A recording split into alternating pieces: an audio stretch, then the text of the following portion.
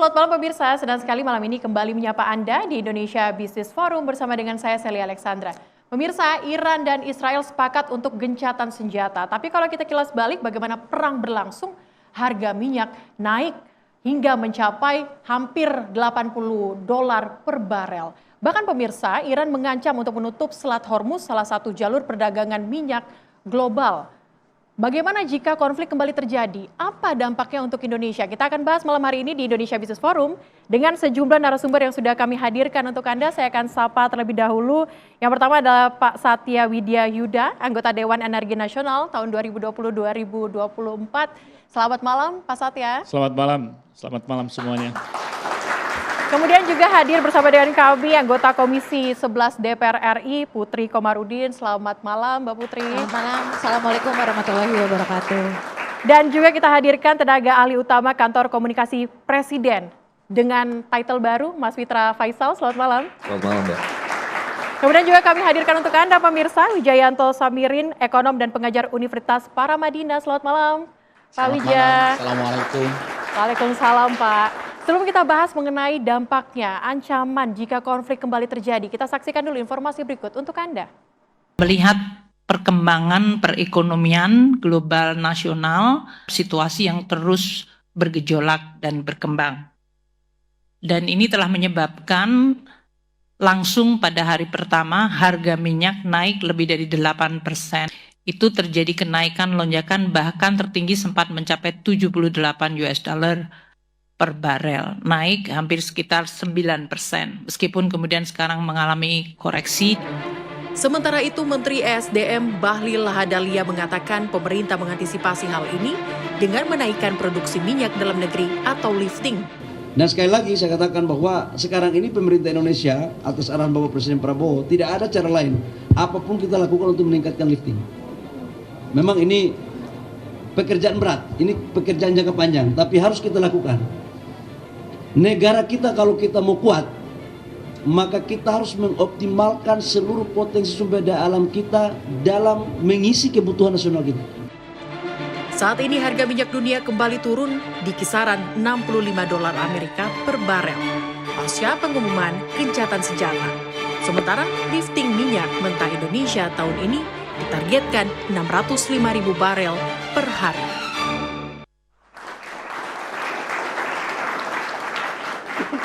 Nah pemirsa, meskipun sudah gencatan senjata, apakah konflik mungkin saja akan terjadi kembali? Saya akan coba langsung ke Pak Wija. Pak Wija, kalau Anda bisa menganalisis bagaimana kemudian perang yang terjadi antara Iran dan juga Israel, apakah mungkin akan terjadi konflik kembali?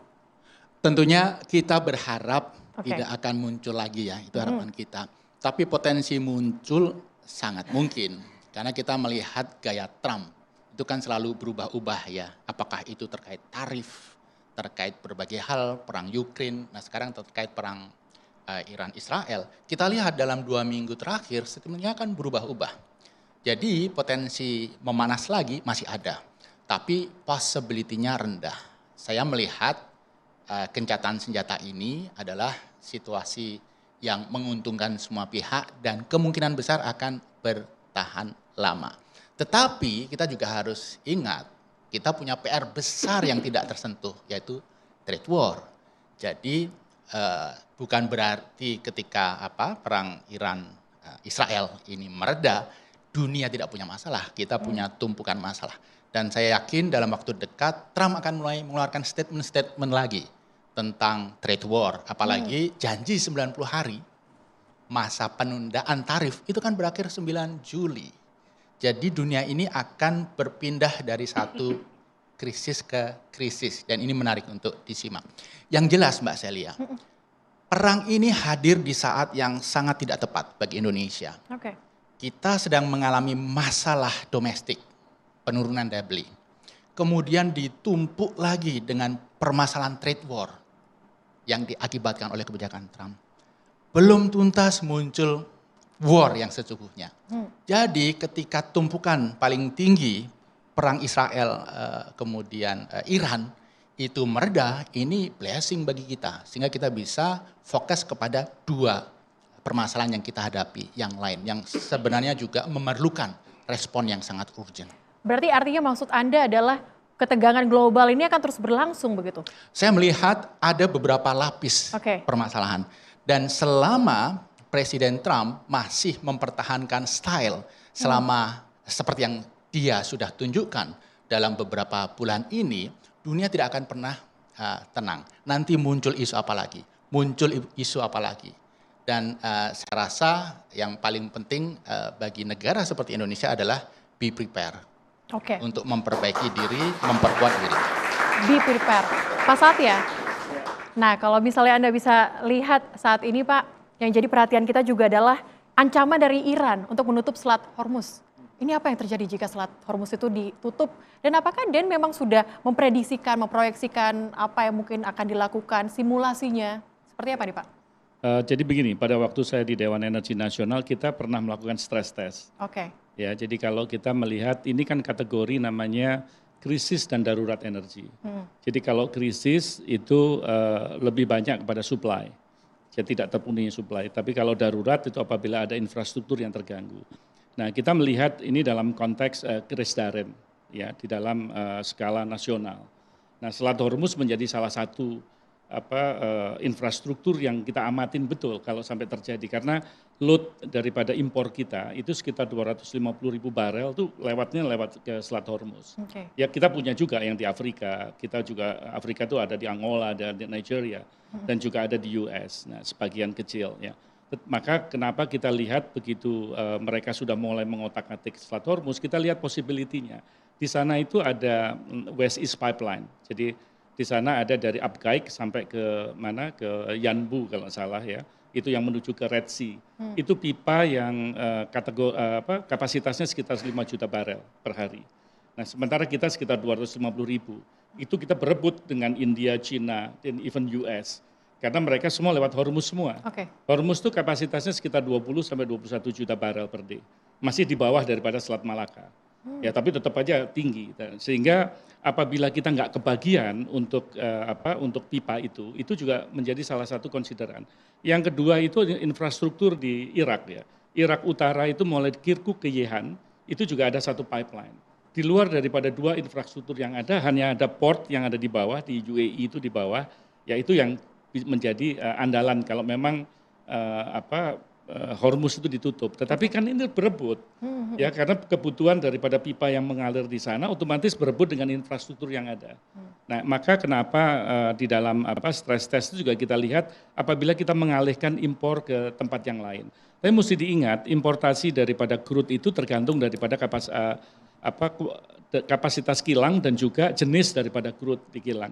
Jadi misalkan Balongan, Cilacap dan lain sebagainya, mereka mempunyai beberapa spesifikasi yang dipenuhi di dalam negara-negara yang bergantung pada Hormuz, yang Irak, ya Oman, lantas UAE dan juga Arab. Itu mereka punya porsi sendiri di kilang mana mereka akan dikilangkan. Maka mengalihkan dari tempat yang Middle East ini ke tempat lain juga bukan merupakan hal yang mudah. Okay. Ya, maka kita harus melihat dari aspek spesifikasi. Kayak ini kalau kita berbicara crude ya. Tapi kalau kita berbicara BBM jadi beda lagi masalahnya. Karena kita sudah otomatis mengimpor sesuai dengan spesifikasi yang kita inginkan dan itu final product. Jadi kita nggak membutuhkan lagi processing plant. Tapi kalau crude kan kita membutuhkan processing plant yang ada di Indonesia. Nah, hal-hal yang demikian itu Indonesia dalam hal ini sudah melakukan beberapa kali kajian dan kemungkinan-kemungkinannya. Memang kemungkinan yang terburuk kalau crude-nya susah ya pemenuhannya adalah BBM jadi. Karena kita pengen memberikan ketahanan daripada nasional kita kan. Jadi kayak Pertamax berapa hari, Pertalite berapa hari kan yang sudah terrekod di Pertamina itu kan bisa sampai 19 hari, ada yang 20 hari, 30 hari tergantung daripada jenis daripada BBM-nya itu sendiri. Nah, ini yang masuk di dalam senario-senario tersebut. Memang kita harus akuin ya bahwasanya masalah Hormuz ini menjadi salah satu faktor kenaikan daripada harga minyak dunia. Ya, tetapi mesti diingat bahwa harga minyak dunia itu tidak hanya ditentukan oleh yang fundamental itu supply demand, tetapi geopolitik tension ya mulai dari Ukraine dengan Rusia, terus sekarang ini ditambah lagi nanti kalau ada ketegangan Kayak kemarin misalkan US dengan China itu juga bisa mendrive ini. Tapi ada faktor-faktor lain, misalkan faktor keuangan ya. Keuangan itu kebijakan daripada The Fed misalkan. Kalau dia menaikkan suku bunga, otomatis harga komoditas akan naik. Belum lagi permainan hedge fund. Ya, itu juga menjadi faktor yang ini. Nah, faktor yang lain di luar daripada itu semua misalkan teknologi ya. Kalau misalkan sekarang ada teknologi fracking misalkan di US itu meningkat bisa juga mendrive daripada harga minyak. Jadi kita lihat banyak sekali faktor yang mempengaruhi kenaikan daripada harga BBM. Itu termasuk komponen-komponen yang harus dimasukkan di dalam stress test tersebut gitu.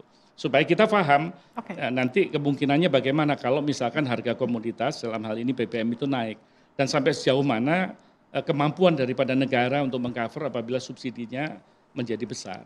Kemampuan negara bagaimana nih Pak Satya? Jadi begini, kalau nanti saya pikir Mbak Putri pasti akan ngomong, karena di situ menyangkut masalah undang-undang APBN. Ya. Di dalam undang-undang APBN itu kan selalu bahwasannya subsidi itu di-refer pada kemampuan keuangan negara. Ya, dan tentunya kalau kita menaikkan harga BBM itu konsekuensi logisnya kan daya beli. Jadi inflasi dan sebagainya itu masuk di dalam yang ada di dalam undang-undang APBN kita. Nah, sampai sejauh mana nanti defisit anggaran itu kan ada patokannya segala itu nanti pasti Komisi 11 lah yang bisa mendetailkan. Tetapi menurut saya yang ini bukan sesuatu yang hanya kita pandang sebelah mata. Ya, tadi disampaikan bahwasannya apakah ini akan berapa lama, apakah ini perang ini permainan daripada US. Kalau saya lebih melihat dari apapun ya senario dunia. Tetapi kita sebagai negara yang harus handal di dalam ketahanan energi nasional kita harus mempersiapkan segala macam aspek. Apakah itu cuma hanya sekitar 2 minggu ataupun berapa? Menurut saya ini good lesson learned. Jadi kita jangan sampai situasi yang seperti ini kita sikapi dengan nanti kan akan balik gitu. Menurut saya tidak. Menurut saya ini sesuatu yang justru kita antisipasi ke depan untuk ketahanan energi kita. Pak Prabowo kan mengatakan di dalam Asta Cita kita bahwa kita ada swasembada energi.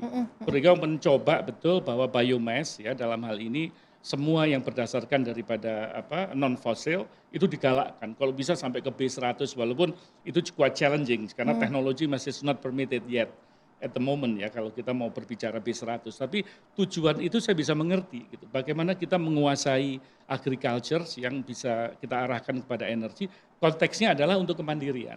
Kita belum mandiri karena kalau kita berbicara minyak bumi jelas kita impor, kita berbicara LPG kita masih impor.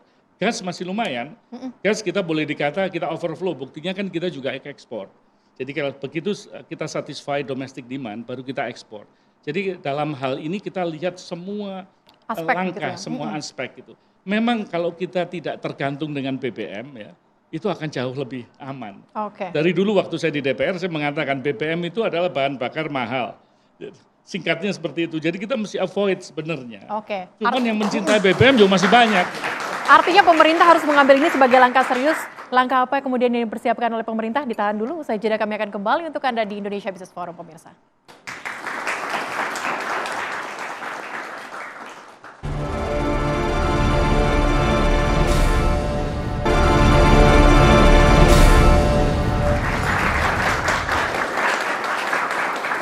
Anda kembali di Indonesia Business Forum pemirsa. Sebelum saya ke Mas Fitra, ini tampaknya sudah siap-siap. Saya ke Mbak Putri dulu. Mbak Putri ini kalau dari Komisi 11 seperti apa melihat ya? Karena kalau kita lihat memang prediksinya kemarin saja tuh sampai hampir 80 US dollar per barel. Seberapa banyak yang bisa kita tolerir kalau dari APBN?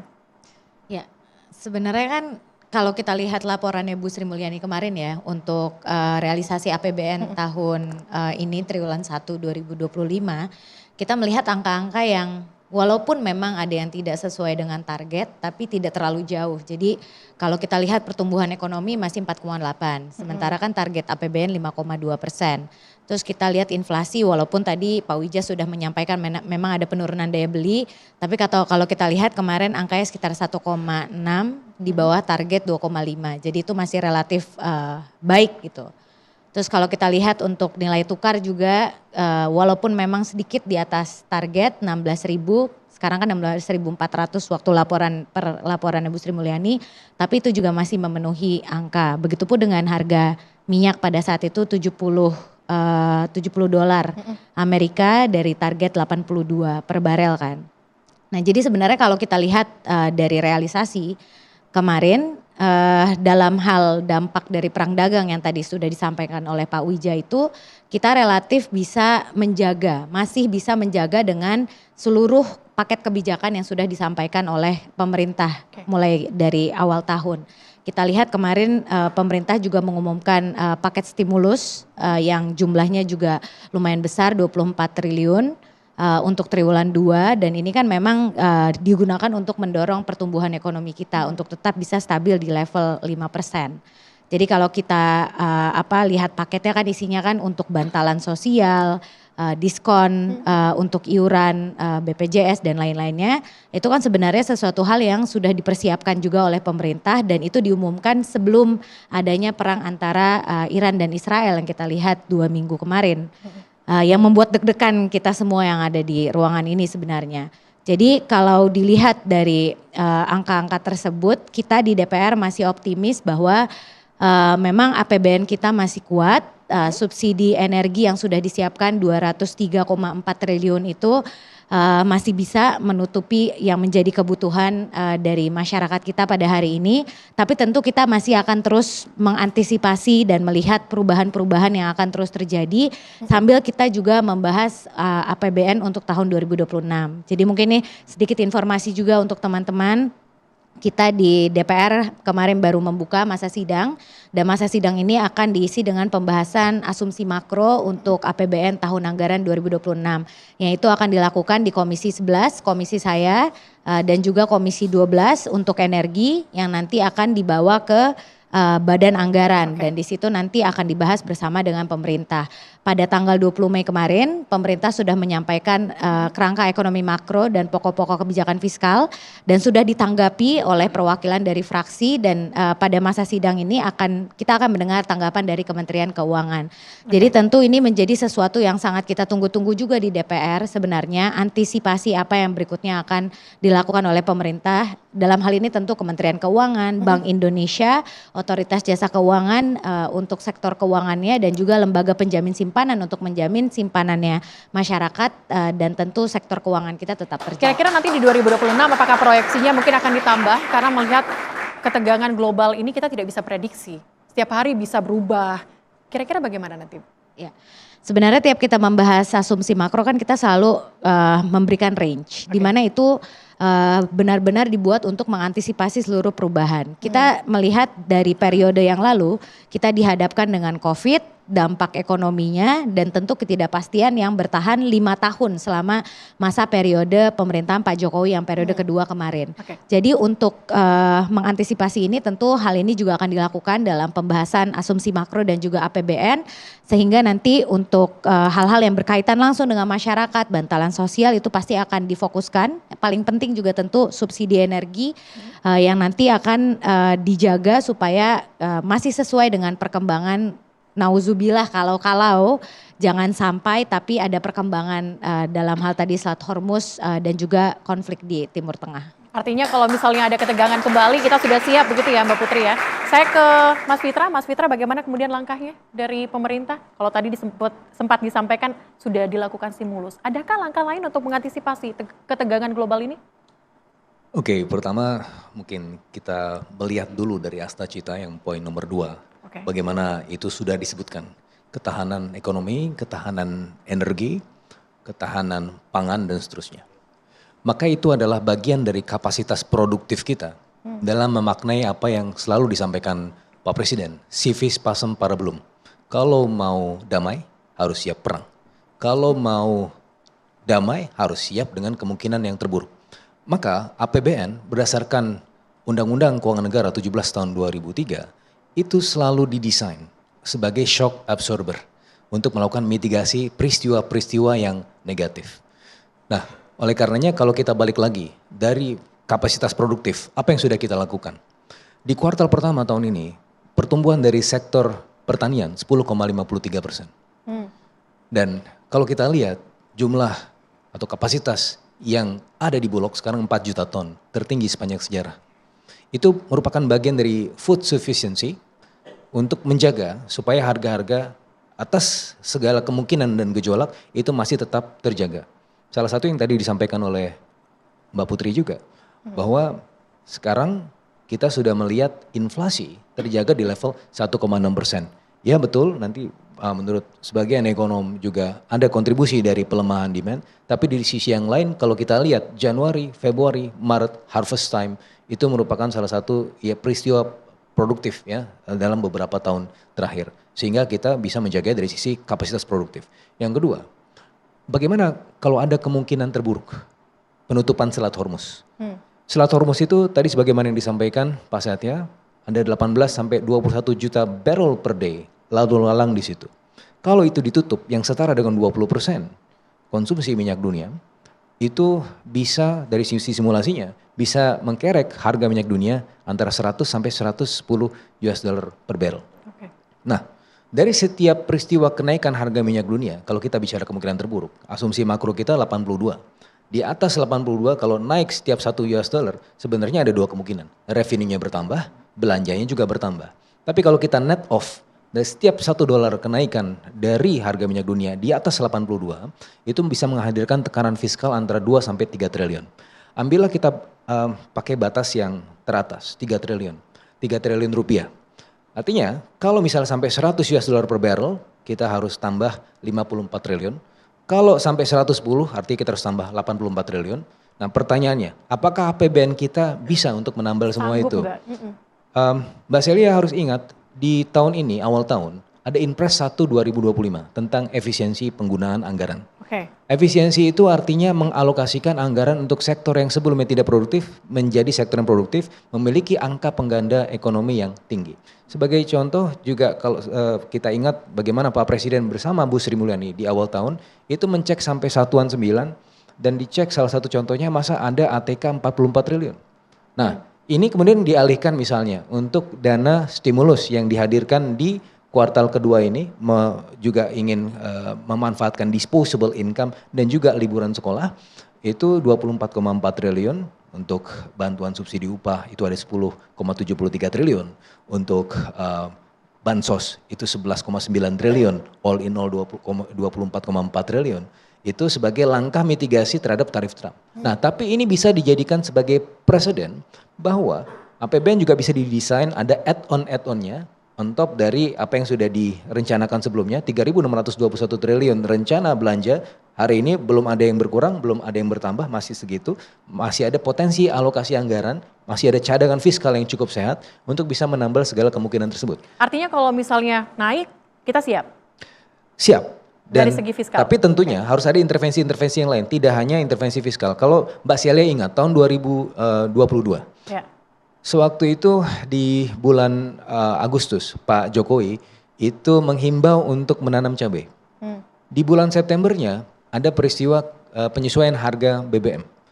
Dan kita lihat di bulan Oktobernya ada deflasi cabai karena cabai itu 3 bulan masa panennya, 2 sampai 3 bulan. Deflasi cabai. Dan kita lihat juga inflasi pada tahun itu less than 6%. Waktu itu saya melihat ekonom-ekonom, wah ini bisa hiperinflasi, oh ini bisa double digit inflation. Tapi yang terjadi less than 6%. Apa makna dan hikmahnya dari peristiwa itu? Bahwa kalau kita bisa melakukan intervensi ke sektor yang produksi, itu bisa mengendalikan harga ya, tanpa kemudian harus ada intervensi fiskal yang terlalu signifikan. Sehingga dari supply side-nya kita perkuat tadi ketahanan energi, ketahanan pangan, ekonomi kreatif. Dari sisi fiskalnya kita juga bisa intervensi begitu. Jadi ada dual intervention. Oke, Pak Wija, kalau tadi disampaikan ketahanan pangan dan energi, kira-kira kalau dari dua ini apakah cukup kuat untuk menghadapi tekanan global perang antara Iran dan Israel? Kalau asumsinya ceasefire ini bertahan, kita masih cukup kuat.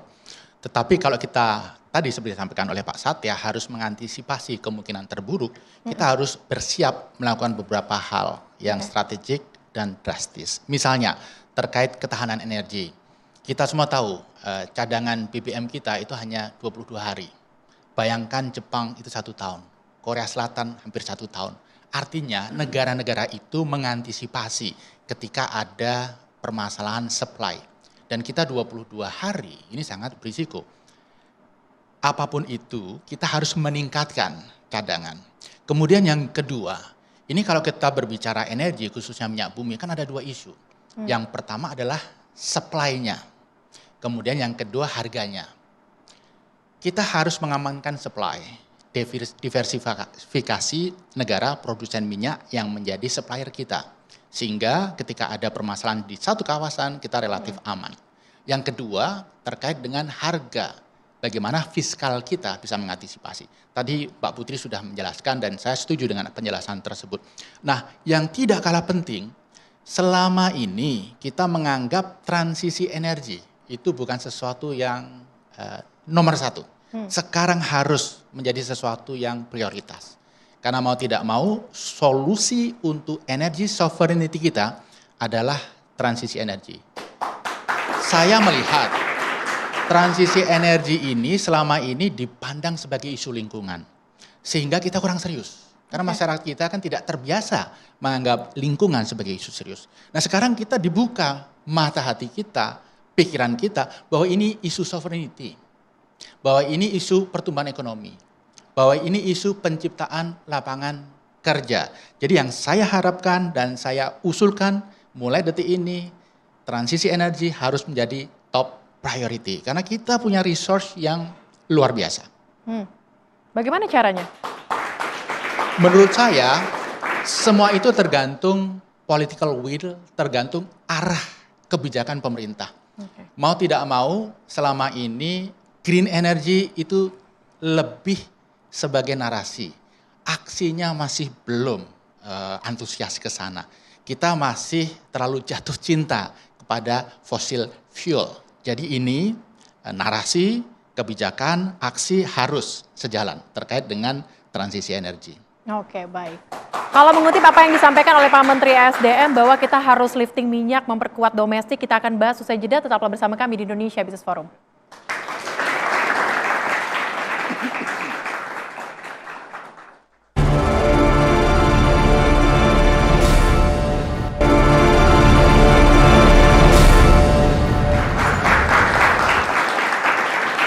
Anda kembali di Indonesia Business Forum, saya langsung ke Pak Satya. Pak Satya, ini menarik kalau tadi disampaikan oleh Pak Wija, transisi energi perlu dilakukan. Tetapi kalau kita mengutip dengan apa yang disampaikan oleh Pak Menteri SDM, kita harus lifting minyak. Ini kan dua hal yang berbeda nih Pak. Kira-kira bagaimana nih tanggapan Anda?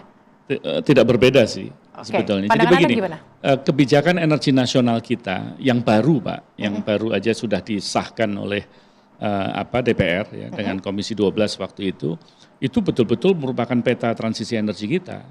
Jadi kalau kita melihat energi demand di tahun 2060, karena kan kita pengen net zero di tahun 2060. Ya. Jadi memang tidak bisa kita pisahkan antara energi dengan lingkungan Pak. Dan bagaimana komitmen kita di dalam perjanjian Paris, karena kita dengan UNFCCC itu kan kita selalu lapor.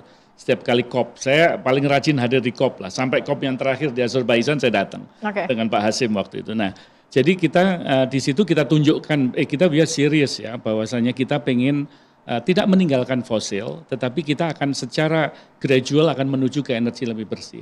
Karena demand energi kita di tahun 2060 itu gede. Jadi kalau kita kuras semuanya yang kita miliki, itu masih kurang. Maka kenapa nuklir masuk di tahun 2060 dalam kapasitas yang gede, sekitar 30 sampai 35 gigawatt. Nah, kita mulai di tahun 2032, itu semua adalah kebijakan energi nasional dan sudah diterbitkan sekarang RUPTL yang melalui persetujuan dari Menteri SDM. Ya.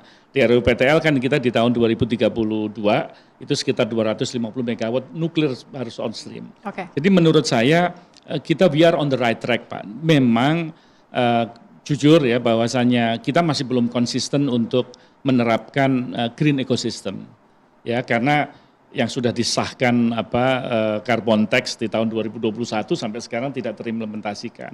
Ya di dalam rapat DEN yang waktu itu ada Bu Sri Mulyani saya sampaikan bahwasanya ini kenapa dia bilang wah ini Pak nanti akan discourage banyak sekali investasi yang akan mempengaruhi pertumbuhan ekonomi. Jadi kita masih belum on gitu ya. Jadi semua externalities faktor daripada coal fire plant juga tidak dihitung. Maka tidak bisa par Pak. Jadi kalau kita bandingkan antara energi fosil dengan non fosil hari ini masih tidak fair. Nah ini sebetulnya sedikit banyak mendiscourage perkembangan daripada renewables ke depan. Apa yang kita lakukan? Saya berkali-kali di dalam waktu saya menjadi menjadi pembicara di forum-forum internasional bahwa Indonesia di dalam bertransisi itu we decarbonize the fossil. Jadi kita tetap menggunakan fosil, ya, tetapi we decarbonize. Maka muncul adanya carbon capture utilization storage. Itu cara kita mengurangi emisi karbon di energi fosil. Sambil nanti kita lihat pada gilirannya, maka transition kita itu ke gas, Pak. Jadi kita dari minyak bumi menuju gas which is still fossil, tapi kan lower emission, sampai nanti kita takes off. Kalau baterainya sudah commercially viable, yang betul-betul murah, ya, terus nanti sistem intermittency daripada renewables juga bisa diatasi, kita akan berpindah dengan ini. Tetapi the world ya has to be consistent. Jadi kita juga harus melihat konsistensi dunia. Jadi kalau kita melihat produksi batu bara kita hari ini masih dimakan juga tuh sama negara-negara maju. Berarti kan ini dunia kemana ini ya? Kan harusnya kalau dia konsisten kan dia ngurangin betul kebutuhan batu baranya. Cina menjadi importer terbesar daripada batu bara kita, ya Jepang juga, ya, berarti kan mereka juga masih menggunakan fosil. Balik lagi, jatuhnya apa? Jatuhnya adalah ketahanan energi di masing-masing negara. Ya, kita kan juga nggak mau kita pura-pura ataupun kita ibaratnya latah untuk bilang, oh kita akan ke renewables hari ini besok misalkan ya. Tetapi in reality itu mengorbankan daripada ketahanan energi kita. Maka kenapa kampanye kita, we are committed to reduce the emissions. Ya, by 2030 kita harus bisa mengurangi sampai 400 juta ton. Itu komitmen kita di dalam UNFCCC. Itu kita penuhi aja, tetapi bukan berarti phasing out fossil. We still use fossil, but we decarbonize fossil. Itu strategi kita ke depan. Jadi saya menjawab bahwa kebijakan energi kita, energi nasional kita untuk transisi energi sudah in place, Pak. Tinggal kita bagaimana mengimplementasikan dan konsistensi daripada semua pihak untuk memenuhi itu agar kita bisa di 2060 itu bisa net zero. Jadi ada kaitannya. Net zero itu adalah berapa karbon yang kita expose itu juga bisa diabsorb. Sehingga membutuhkan lahan kan. Nah itu sudah komitmen dengan Kementerian Lingkungan Hidup waktu itu bahwa yang bisa diserap oleh lahan yang nanti disediakan itu sekitar 129 juta ton by 2060, Pak. Ini target kita ya. Ini target kita sesuai dengan on track begitu ya kata Pak Satya. Tapi Pak Satya, yang mau kita bahas juga adalah pertemuan Prabowo dengan Rusia, dengan Putin. Ini adalah terkait dengan nuklir. Apakah ini adalah sebuah bisa dikatakan hal yang bagus begitu untuk Indonesia atau bagaimana? Kalau menurut saya memang ini ada satu dinamika perubahan politik ya. Karena kita masuk BRICS ya. Kita not even observer, we are member of BRICS. Sekarang ini memang BRICS ini berbeda dengan dengan G20, G7 kayak begitu ya. Karena komitmennya masih loose ya dari BRICS. Jadi BRICS itu untuk anggotanya yang punya inisiatif ya mereka bisa buy-in. Ya, tergantung nanti penerjemahan daripada BRICS ini di dalam kerjasama ekonomi kita ke depan. Kita masih menunggu dari Kementerian Luar Negeri dan otomatis Bapak Presiden nanti bagaimana implementasinya di dalam men-strengthen relationship di dalam ekonomi. Nah, kalau mengenai yang Bapak Presiden juga saya ikut mendengar dan beberapa pers juga kita lihat ya bahwasannya beliau juga membicarakan salah satunya dengan nuklir misalkan. Nah, itu menurut saya bagus, kita punya multiple sources akan bagus. Karena di dalam kebijakan energi nasional kita yang kita tandaskan di situ bahwa has to be proven technology. Jadi kita nggak mau dijadikan tempat yang untuk trial and error. Apalagi untuk energi yang boleh dikata agak berisiko ya. Maka kita pengen yang betul-betul proven. Kita lihat Cina dia menawarkan, Korea dia menawarkan karena teknologinya dipakai oleh UAE. US ya itu ada NuScale dan sebagainya, ada Westinghouse. Nah itu mereka juga menawarkan teknologi. Rusia udah jelas itu karena friend of us for long time ago. Dia itu Rosatom itu udah dari zaman Bung Karno lah. Kira-kira begitu. Saya juga pernah visit ke Rosatom office di Moskow. Jadi kita lihat bahwa mereka itu mau bahkan keen untuk membantu. Menurut saya kalau Indonesia sudah memutuskan karena sudah masuk dalam ken kita, berarti kan keputusan nasional bahwa kita akan menggunakan nuklir sudah unavoidable. Itu pasti harus kita jalankan ya ken-nya itu. Tinggal bagaimana sekarang kita mengeksekut gitu. Kita pengen lihat karena komplikasi daripada hubungan dengan Rusia ini juga ada dinamikanya dengan kita dengan US. Iya. Ya, tinggal Harapannya bagaimana kita mengconnect ya itu Bu Sri Mulyani mudah-mudahan kalau diundang di sini bisa jawab. Oke, harapannya ini bisa terrealisasi. Saya ke Mas Fitra. Mas Fitra, ini kan salah satu yang dikhawatirkan oleh Indonesia adalah kemungkinan terjadi inflasi. Gimana dari pemerintah melihat atau menyikapi hal ini? Ya, sebagaimana yang saya sampaikan tadi Mbak Celia, bahwa perkembangan inflasi year on year terakhir 1,6%. Oke. Target makro di tahun ini ya antara 2,5 sampai 2,6%. So masih within range. Apalagi jika kita juga melihat dan mencermati harga minyak dunia terkini itu sudah turun. Ya sudah harga Brent sudah 67 US dollar per barrel dari sebelumnya posisinya yang tadi sempat disebutkan 80 US dollar per barrel.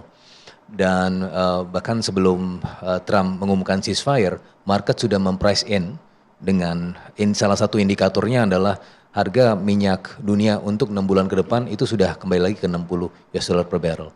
Jadi dari sisi market indikasi-indikasinya sudah mencerminkan bahwa kecenderungan setidaknya sampai 3 bulan ke depan ini masih lebih jinak. Tetapi tentunya kita tidak bisa bahagia dengan kondisi-kondisi terkini. Kita juga harus melihat segala kemungkinan-kemungkinan terburuk. Dan itu masih merupakan bagian atau rencana mitigasi kami di pemerintah. Bagaimana APBN selalu tersedia untuk kemudian melakukan mitigasi-mitigasi tersebut. Dan saya rasa dari sisi perkembangan inflasi, tadi yang juga ingin dilakukan oleh pemerintah, sekali lagi tidak hanya di isunya di hilir, melakukan intervensi fiskal, tetapi juga bagaimana meningkatkan kapasitas produktif dari salah satunya sektor pertanian. Itu adalah sektor yang menurut kami juga merupakan salah satu bukti endurance kita atau salah satu indikator endurance kita dalam menghadapi peristiwa-peristiwa gejolak global gitu. Pertumbuhan global kan akan melemah. Kita juga target kita artinya bisa saja tidak sesuai target begitu pertumbuhan ekonomi kita. Bagaimana pemerintah melihat ini? Pemerintah sebagai anchor optimism tentunya selalu optimis. Kami melihat bahwa target minimal 5% itu masih bisa dicapai. Karena 5% itu adalah kalau kita balik lagi ke angka 10 tahun terakhir on average excluding pandemic times, masa pandemi itu dikeluarkan, itu rata-rata 5,07%. Artinya untuk kembali ke 5% sebenarnya tidak sulit. Tapi bagaimana menggesanya di atas 5% itu adalah target kami. Kami tetap melihat bahwa target 8% ini memang harus dicapai karena itu adalah tujuan kita untuk keluar dari jebakan pendapatan menengah. Kalau tidak diusahakan dengan keras, maka yang terjadi adalah kita menjadi tua sebelum kaya. Nah, makanya balik lagi bahwa tahun ini pemerintah punya target makro 5,2% dan kita mengusahakan dengan segala upaya untuk mencapai target makro tersebut. Oke, baik. Mbak Putri, dari segi fiskal dan juga moneter antisipasi apa kemudian yang akan didorong dari DPR sendiri? Ya. Yang pertama mungkin ini juga melihat tadi data-data yang sudah saya sampaikan.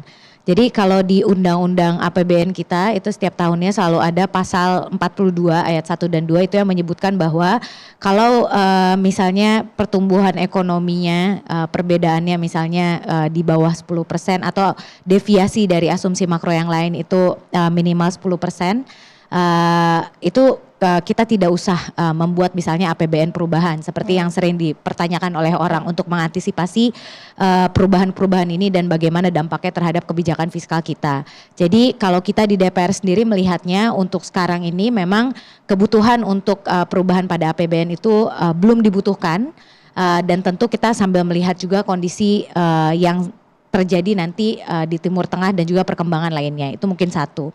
Terus yang kedua, kalau dari sisi moneter, kita kan sampai sekarang masih terus mendorong BI dan juga Kementerian Keuangan untuk bisa berdiskusi duduk bersama untuk segera menyelesaikan masalah terkait dengan crowding out di pasar keuangan kita. Karena ini sudah menjadi keluhan juga sebenarnya teman-teman di industri keuangan. Saya yakin Pak Wijaya juga sering mendengar, Mas Fitra juga sebagai ekonom juga sering mendengar bahwa dengan adanya SBN, BI punya SRBI, kita juga punya banyak saham yang digandrungi oleh masyarakat, akhirnya terjadi kondisi crowding out gitu, likuiditas, permasalahan likuiditas. Dan ini kan sebenarnya perlu ada titik temu bagaimana kita bisa memastikan bahwa masalah crowding out ini nanti tidak akan berdampak negatif terhadap kondisi likuiditas di pasar keuangan kita, dan yang paling penting adalah kucuran modal dari perbankan ke sektor real. Karena kalau misalnya uang itu tidak mengalir dalam bentuk kredit ke sektor real, yang ada usaha produktif yang sudah didorong oleh pemerintah itu tidak akan berjalan. Perbankan akan lebih memilih untuk mengambil SBN atau SRBI untuk mendapatkan uang. Duduk manis sudah dapat lumayan 6%, 7% kan. Itu lebih baik daripada mengambil kredit misalnya yang ada risikonya. Jadi ini sebenarnya hal yang sudah kita bicarakan dari pasca pandemi COVID. Ini fenomena yang mungkin kalau teman-teman juga berdiskusi dengan industri sektor keuangan yang sama-sama membuat kita ingin mencari solusi, dan sepertinya saat ini, saat dimana kondisinya makin tidak menentu dalam hal domestik dan juga internasional, kita sama-sama dihadapi oleh masalah. Disinilah kita harus benar-benar melihat bagaimana kita keluar dari masalah crowding out ini. Jadi itu mungkin nanti akan dibahas juga di Komisi 11 bersama dengan Kementerian Keuangan dan Bank Indonesia juga pada saat kita membahas KEM PPKF dan asumsi makronya. Dan yang terakhir, kalau tadi Pak Wija berbicara soal transisi energi, tadi Pak Satya sudah menyampaikan carbon tax kita masih belum bisa berjalan, belum bisa terimplementasi karena memang mencari titik temu antara industri dan juga dengan kebutuhan kita untuk transisi energi itu masih sangat sulit. Kedua, kita juga di undang-undang harmonisasi peraturan perpajakan dan juga PPSK, pengembangan penguatan sektor keuangan, kita di situ memberikan landasan untuk carbon trading atau perdagangan karbon yang sebenarnya juga untuk mendorong transisi energi. Tapi lagi-lagi kemarin OJK menyampaikan pada kita bahwa hasil dari carbon trading ini masih sangat minimal dan sangat jauh dari ekspektasi kita. Jadi berbagai hal memang sudah kita siapkan landasan hukumnya, tapi untuk pelaksanaannya di lapangan itu memang sangat sulit, dan untuk menemukan titik temu itu masih sangat sulit. Dan yang paling terakhir yang selalu menjadi keluhan dari teman-teman industri perbankan juga untuk pendanaan kredit berbasis hijau, sebenarnya mereka juga sudah mendorong. Tapi kadang-kadang untuk menemukan bisnis yang viable yang memang bisa didanai itu masih sangat sulit untuk mereka. Jadi ini berbagai faktor ekosistem yang harus kita dorong untuk menyiapkan Indonesia yang tadi bisa transisi energinya dan tidak bergantung lagi pada minyak impor. Oke, baik. Dan kita harus jeda dulu, usai jeda nanti kita akan dengarkan bagaimana kemudian saran dan juga masukan dari para masing-masing narasumber terhadap ketegangan global yang mungkin saja nanti terjadi. Usai jeda tetap bersama kami.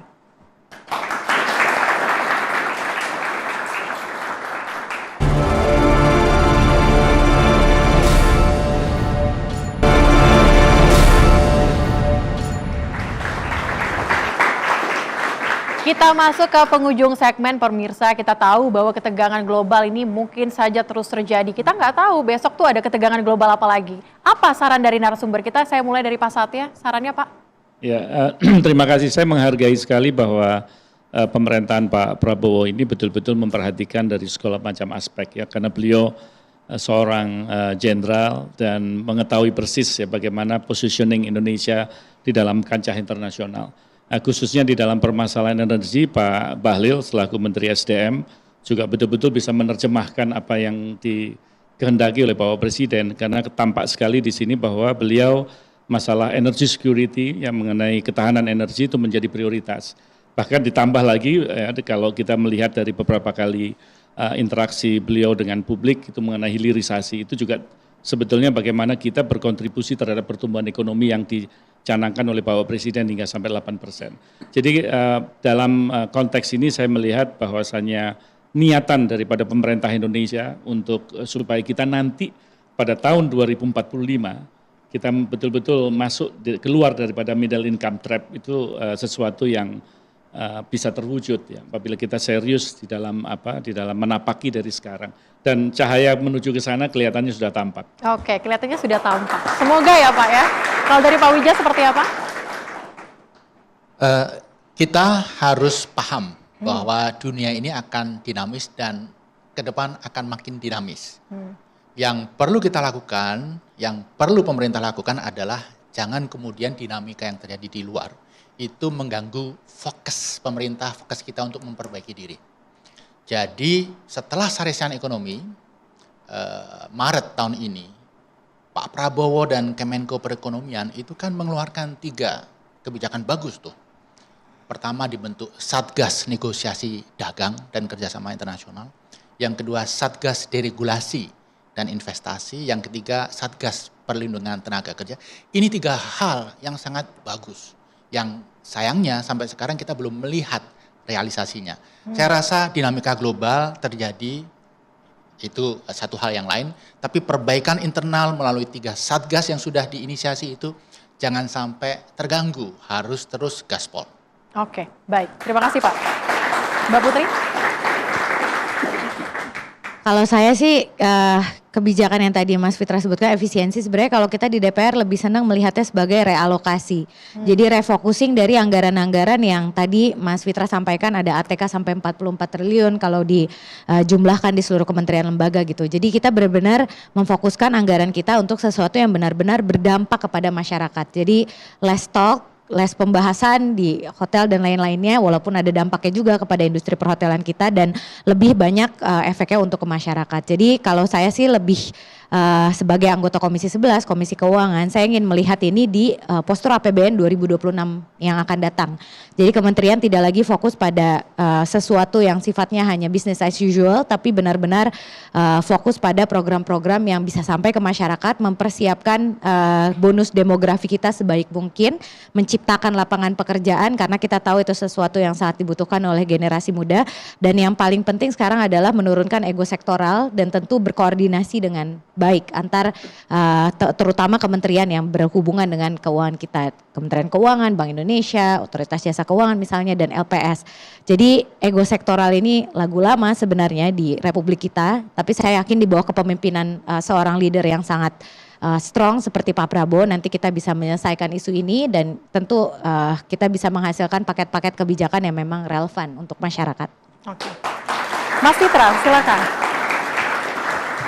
Ya, kita melihat bahwa konstituen utama negara adalah rakyatnya, masyarakat.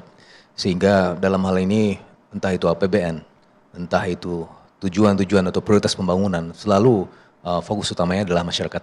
Sehingga dalam hal ini kalau kita lihat bagaimana pemerintah fokus ke sektor pertanian, itu bukan karena memang ingin pindah sektor, sebelumnya infrastruktur, kita sekarang ke sektor pertanian, bukan. Tapi ini adalah melengkapi puzzle-puzzle yang mana sekarang coba dicarikan ya kepingan-kepingan yang mungkin untuk memenuhi target-target jangka panjang tadi. Jadi bagaimana food sufficiency itu? Ternyata refleksinya di angka inflasi cuma 1,6%. Artinya ini dalam hal ini pemerintah sudah mampu untuk menjaga supaya harga-harga tidak naik. Yang mana masyarakat di sini tetap terjaga daya belinya. Kemudian ruang-ruang ekonomi selalu coba ditumbuhkan. Sebagai contoh yang tadi saya sampaikan, ada paket stimulus 24,4 triliun. Selain fokus kepada disposable income, tapi juga fokus misalnya ke sektor transportasi yang secara empiris memiliki kaitan dengan sektor pariwisata dan ekonomi kreatif, yang mana itu juga bisa memunculkan ruang-ruang ekonomi. Sehingga kalau kita melihat tautan kebijakan, baik itu dari sisi intervensi fiskal, kapasitas produktif, dan juga tujuan bernegara jangka menengah panjang, itu kita melihat bagaimana benang merahnya adalah semuanya untuk masyarakat. Semuanya untuk masyarakat. Baik, terima kasih para narasumber kita pada malam hari ini sudah hadir di Indonesia Business Forum, yang menjadi kuncinya adalah meskipun dinamika global terus bergejolak, kita harus tetap secure di dalam negeri kita, di domestik kita sendiri. Terima kasih sudah menyaksikan Indonesia Business Forum. Terima kasih adik-adik mahasiswa yang hari ini sudah hadir di Indonesia Business Forum. Dan pemirsa, kita akan kembali lagi pekan depan dengan tema menarik lainnya. Saya Celia Alexandra, terima kasih. Sampai jumpa.